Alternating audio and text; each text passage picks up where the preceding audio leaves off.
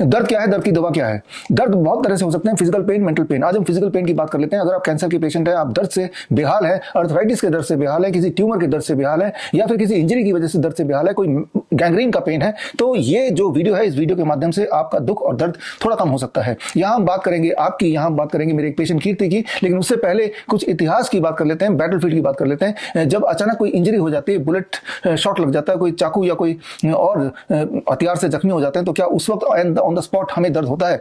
इसको समझाने के लिए एक उदाहरण लेते हैं, मेजर शैतान सिंह का एग्जाम्पल। 1962 की बात है, लद्दाख में राल जंगला बॉर्डर पर तैनात थे अपने 124 सोल्जर्स के साथ, जब हजारों चीनियों ने अचानक हमला कर दिया। मैं बात कर रहा हूं इंडो चाइना वॉर की।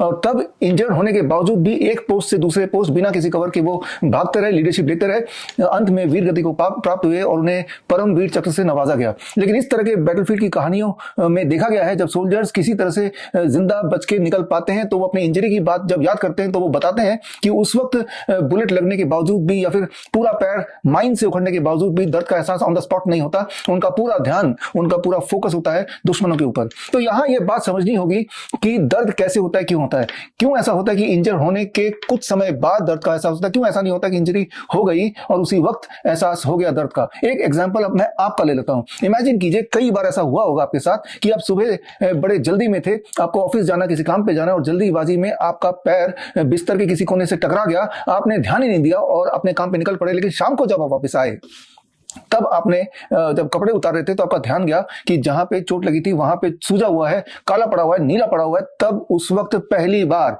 दर्द का एहसास भी हुआ। यानी कि इंजरी हुई सुबह, और शाम को जब वापस आए, जब इंजरी पे नजर पड़ी फर्स्ट टाइम, तब आपको दर्द का एहसास हुआ। तो there is gap between the time you were injured and the time when you felt the pain for the first time.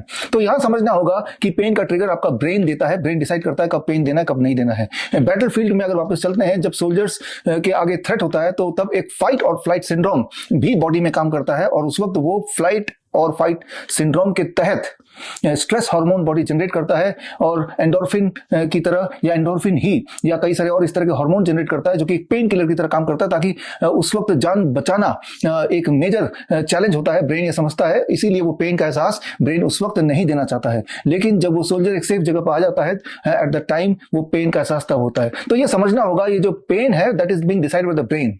अब जब आप पेन किलर लेते हैं, जब मॉर्फिन लेते हैं, पैरासिटामोल लेते हैं, तब पेन का एहसास कैसे गायब हो जाता है?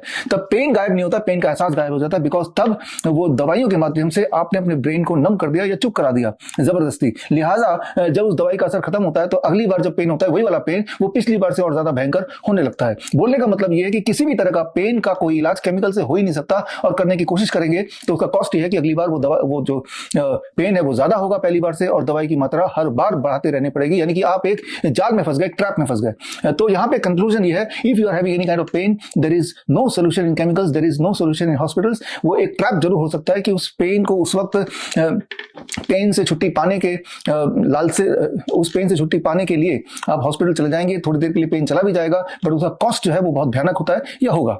तो यहाँ पे ये समझना होगा कि पेन जो है वो that is being given by the brain, depending on कि ब्रेन कब डिसाइड करता है वो पेन आपको दे। और वो पेन किसी भी तरह से हो सकता है, चाहे एक्सटर्नल इंजरी की वजह से या कोई इंटरनल इंजरी या इन्फ्लेमेशन की वजह से।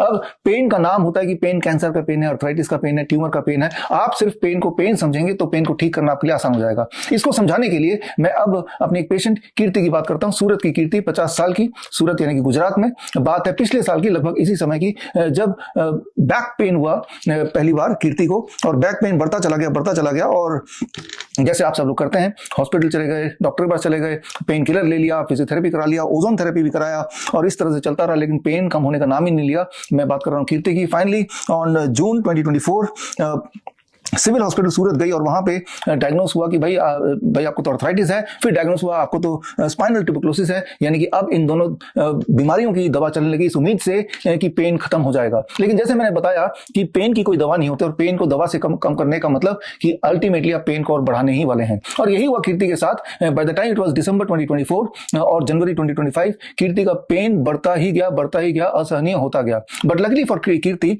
2025 में जनवरी महीने में 12 जनवरी को कीर्ति ने हमारे ऑफिस में कांटेक्ट किया और फिर कीर्ति का केस हमने डॉक्टर नमिता के हवाले कर दिया। Kirti she is in Surat, doctor Namita she is in Delhi.